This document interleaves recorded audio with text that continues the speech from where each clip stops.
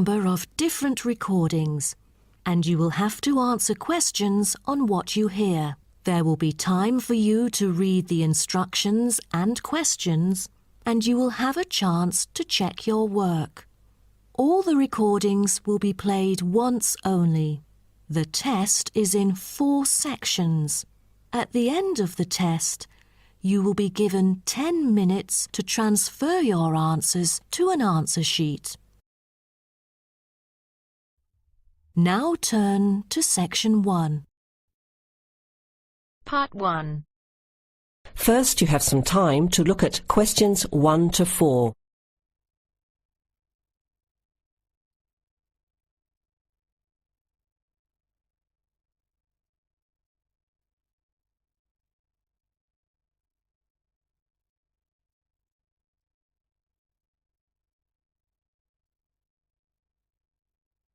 You will hear the recording once only.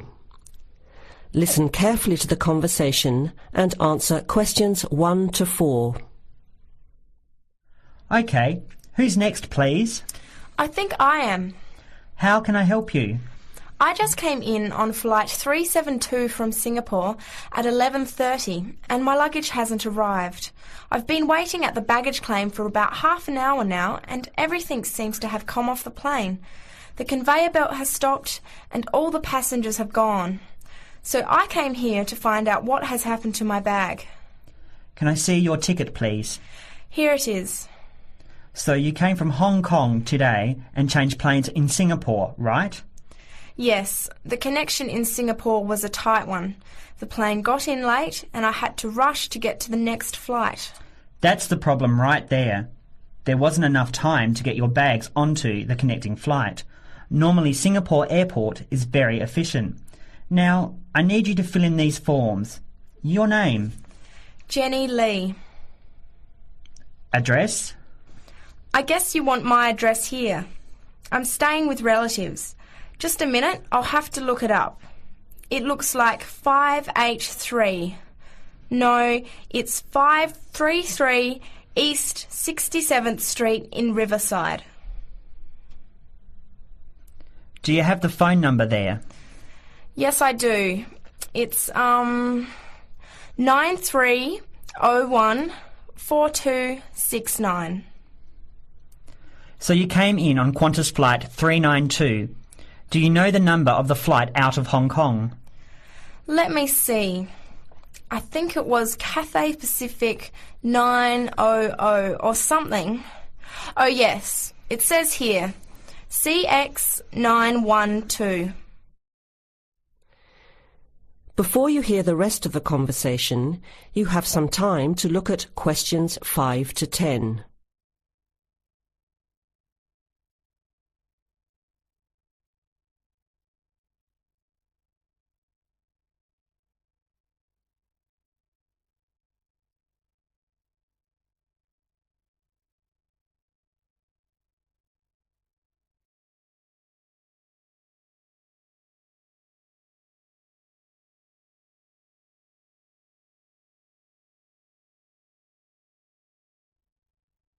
Now listen and answer questions 5 to 10. Right. Now, I need a description of the luggage. How many pieces did you check in? Just one. Can you describe it for me? Here is a picture to help you. Okay. It's a big bag, like this one. Rectangular. Not hard shell, but soft covered, and it has a zipper around the front. Is it black? No, sort of a grey colour. Any identification? Just a tag with my name on it. Any other features?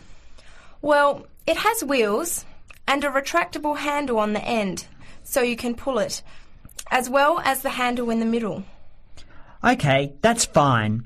Now, if your bag missed the connection, I'm sure it'll be put on the next flight.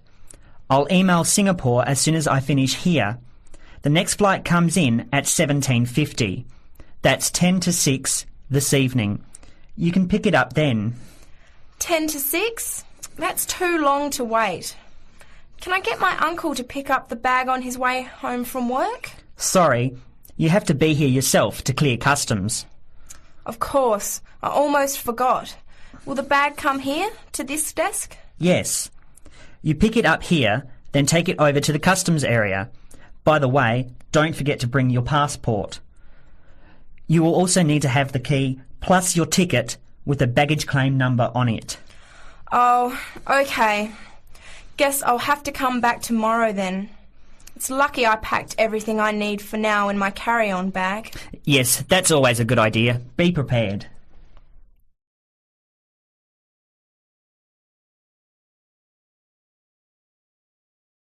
That is the end of part 1. You now have half a minute to check your answers.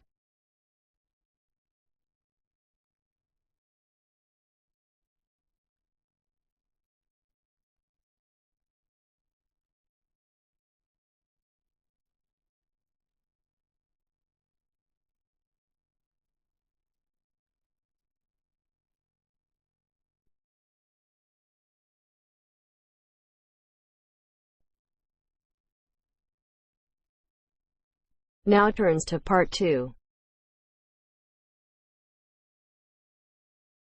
Part 2.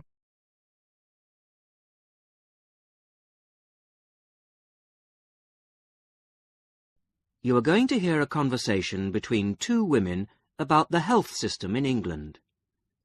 First, you have some time to look at questions 11 to 17.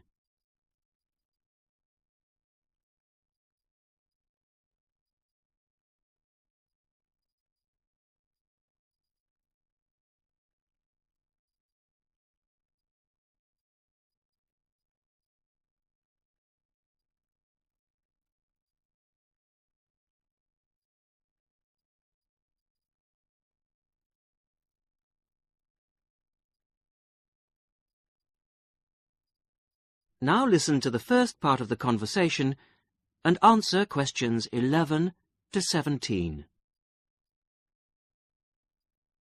Hello, Mrs. Sutton. Come in. How are you settling in next door? Have all your things from Canada arrived yet? I thought I saw a removals van outside your house yesterday afternoon. Yes, they came yesterday. We spent all day yesterday arranging them. It's beginning to feel a bit more like home now. Oh, that's good. Look, come in and sit down. Are you all right? You look a bit worried. Well, I am a bit. I'm sorry to bother you so early, Mrs. Smith, but I wonder if you could help me. Could you tell me how I can get hold of a doctor? Our daughter, Anna, isn't very well this morning, and I may have to call somebody out. She keeps being sick, and I am beginning to get a bit worried. I just don't know how the health system works here in England. All I know is that it's very different from ours back in Canada. Well, I don't know really where to start. Let me think. Well, the first thing you have to do is find a family doctor. Mm-hmm. Sometimes we call them general practitioners as well. Right. And register with him or her. If you live here, you've got to be on a doctor's list. If you're not, things can be a bit difficult. Oh. Nobody will come out to you if you're not registered. Anyway, they work in things called practices. Sort of small groups of family doctors all working together in the same buildings. Now, what you've got to do this morning is register with one of them. There are 2 practices near here, so we're quite well off for doctors in this part of Manchester. There's the Dean End Health Centre, about 10 minutes walk away. And there's another practice in South Hay. That's about 5 minutes away, going towards the town centre. We're registered at the Dean End one, but they're both okay. There are about 6 doctors in our practice and 4 in the other, so ours is quite big in comparison, and the building and everything's a bit more modern. South A is a bit old-fashioned, but the doctors are okay. Their only problem is that they don't have a proper appointment system. Sometimes you have to wait for ages there to see someone. Anyway, you go to the receptionist in whichever health centre and ask her to register you with a doctor there. You have to fill in a form, but it doesn't take long. Ours is called Dr. Jones. And we've been going to him for years, ever since we moved here 15 years ago. I wouldn't say he's brilliant, but I suppose he's all right, really. We're used to him now. They say he's very good with elderly people, but he does tend to get a bit impatient with children. Listen, the one who's supposed to be really good with small children is Dr. Shaw. I've heard lots of people say that. She's young and she's got small children of her own, so you could try registering with her. And if her list's full, I heard somebody say the other day that there's a really nice young doctor at South Hay, a Dr. Williams. He holds special clinics for people with back trouble, but that's not really your problem, is it? Now you have some time to look at questions 18 to 20.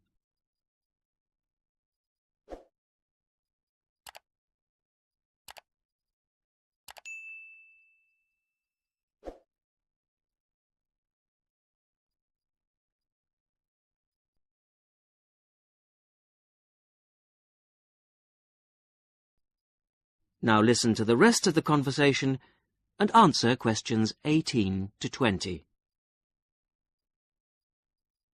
If you want a doctor to visit you at home, you have to ask for a home visit.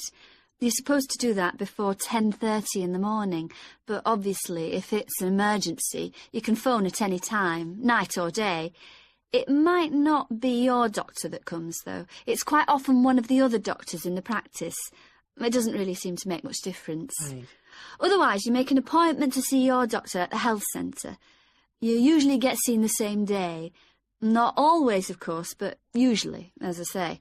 They hold surgeries between 9 and 11:30 every weekday, and from 4 to 6:30 Monday to Thursday.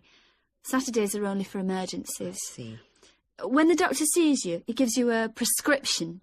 He writes what medication you need on it, and you take it to a chemist's shop. There's one opposite the centre. If it's for a child under 16, you don't have to pay, so if it's for Anna, there's no problem. The same thing goes if you're unemployed or retired, or if you're pregnant. Just as well, because it's not cheap. You pay the same price for each item the doctor has prescribed. At the moment, it's something like £5 per item. So you pay for the medication, but the consultation with the doctor doesn't cost you anything. It's completely free as long as you're a resident here. You're going to be here for 3 years, aren't you? So, well, there shouldn't be any question of you paying anything to see the doctor. So that's one less problem to worry about. Look, Mrs. Sutton, if you want, I'll sit with your daughter for half an hour if you want to go down to the health centre to register. It's no trouble, really, don't worry. Are you sure you wouldn't mind? That would really help me a lot. I'll ask them if they can send someone round later to see Anna. I think I'll try the Dean End Centre. Good idea. Don't worry about Anna. Right. I'll be back as soon as I can.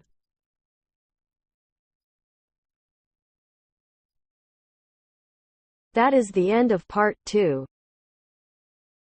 You now have half a minute to check your answers.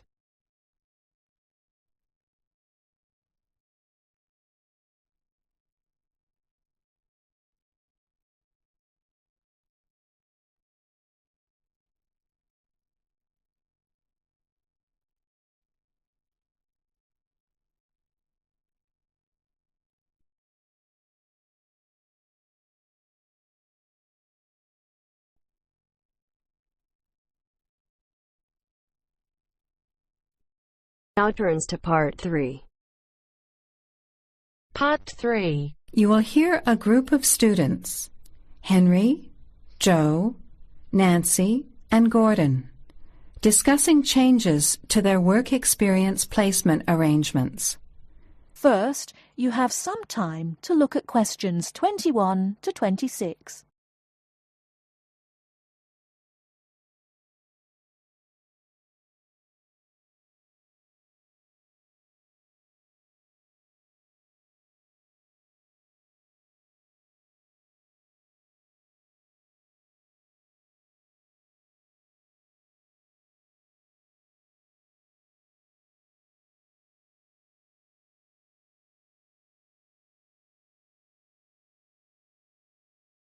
Now listen carefully and answer questions 21 to 26.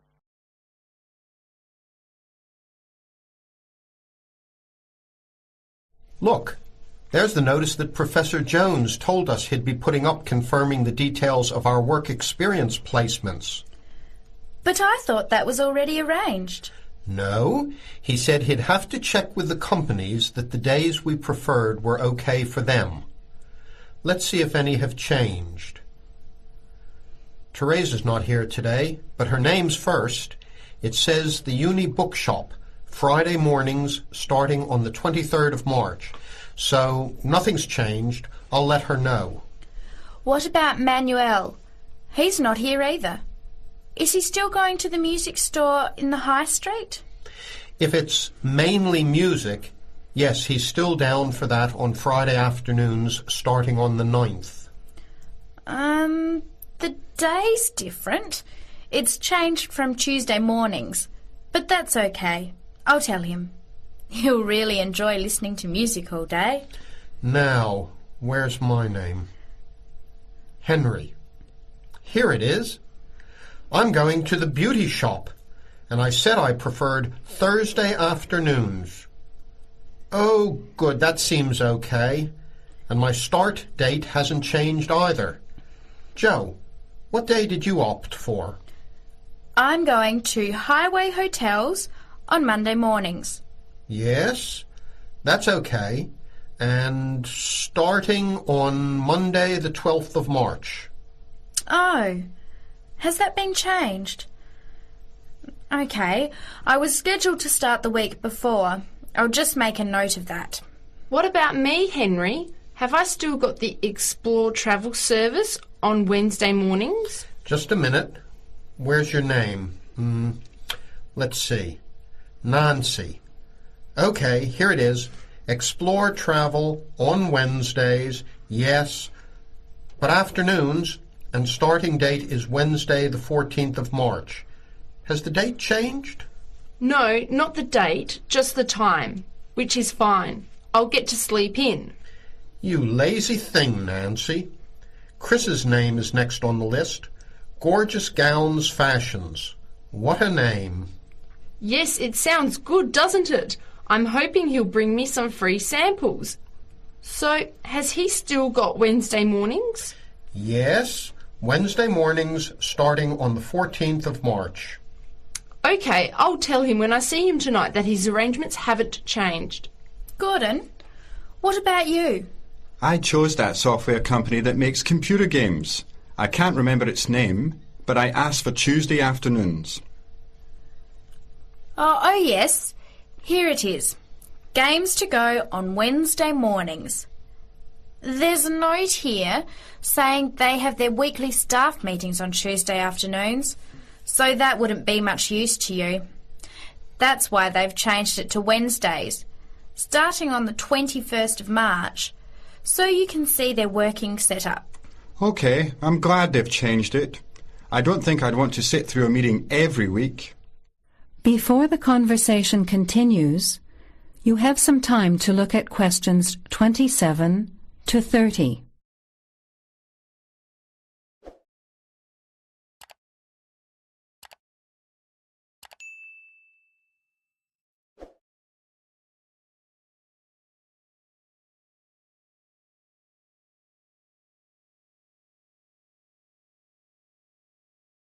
Now, as the conversation continues, answer questions 27 to 30. Can someone remind me what time we have to get to our placement in the afternoons? It says here, mornings start at 9 a.m. and afternoon sessions at 1 p.m. Oh, that's a shame. I thought Professor Jones was going to change it to 9:30 a.m. and 1:30 p.m. Yes, he did say that he'd try to make it later, but obviously that wasn't possible. By the way, just in case, what happens if we're ill or something and can't make it? Do we phone the college or the place we're going to? I think we have to phone the company first and then the college. Didn't you get the information sheet about work experience at our last seminar? No, I missed it because I had to go to the dentist. What else did it say? Well, we have to do a total of 24 hours altogether. So if we miss one of the arranged sessions, we have to organise another time to make up the hours. And he gave us details of the presentation we have to give about our work experience. Oh, really? What do we have to do? In week 10, we each have to give a presentation to the class about the company we've been with. It's 30% of our final mark for this subject, so it's going to be a lot of work. Yes, he's expecting us to do a lot of research while we're there so that we can outline the history of the company, its management structure, number of employees, other branches, etc. And he said we should use lots of visuals such as diagrams and flowcharts during the presentation. Yes, and we should also include what we did each week, the different departments of the company or positions that we observed, and try to relate what we saw to our studies so far. He gave examples like management style, accounting systems, information technology, and so on. You were right. It sounds like lots of work. That is the end of part 3. You now have half a minute to check your answers.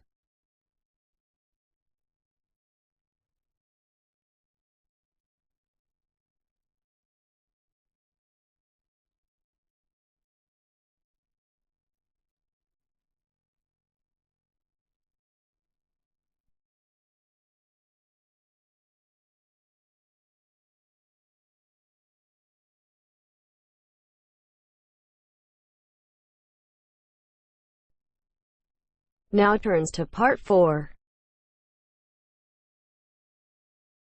Part 4. You will hear a talk from a series of lectures on the survival of our planet. Professor Samson talks about endangered species of flora and fauna. First, you'll have half a minute to look at questions 31 to 40.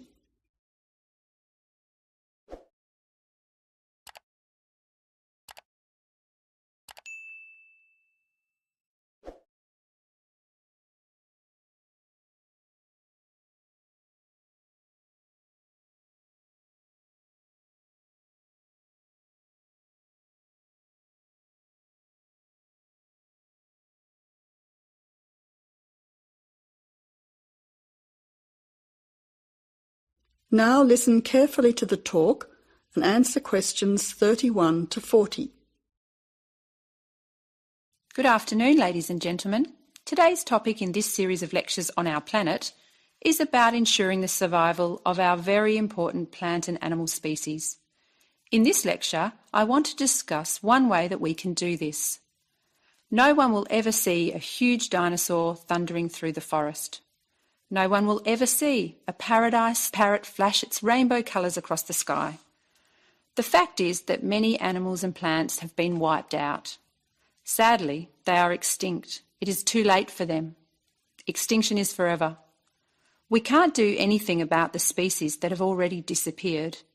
But today, there are many animals and plants that could still become extinct in the future if we do not act now. They are endangered. The African elephant and rhinoceros have become endangered because of the value of their tusks. Australian parrots and reptiles are smuggled onto planes because certain people in other countries are prepared to pay thousands of dollars for them. And there are many other species around the world that are endangered because they no longer have a place in which to live and reproduce safely. The main cause of extinction is the destruction of habitats. A habitat contains all that a living thing needs to survive: space, light, water, food, shelter, and opportunities for reproduction. The population of the world is growing rapidly, and this is placing great demands on land and resources for housing and for growing food. When vegetation is cleared and swamps are drained for agriculture, mining and suburbs, or when rivers are dammed to store water, plants are destroyed and animal life is threatened. In other words, humans are changing and destroying the habitats of animals and plants, which is in turn reducing their chances of survival.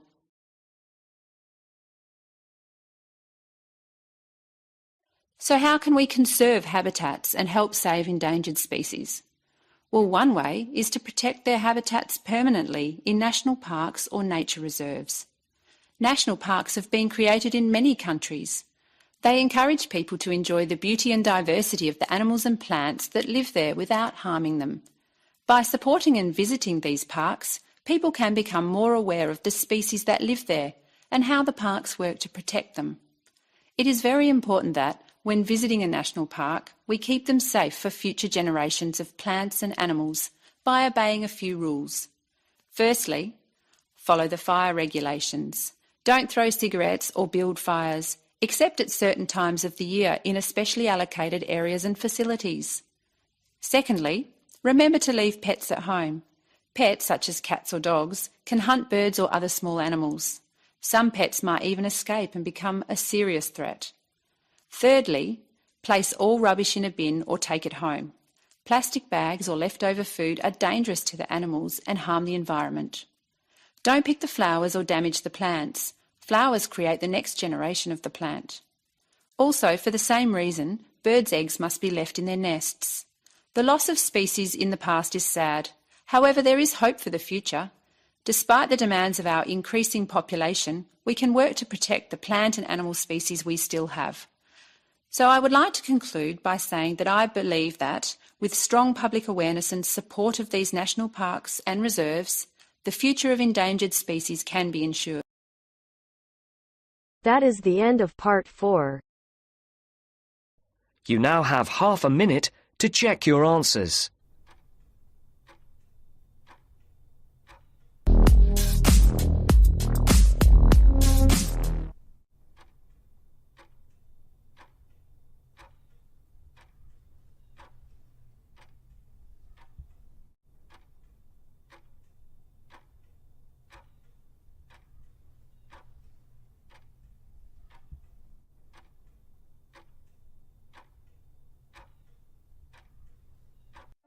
That is the end of the listening test.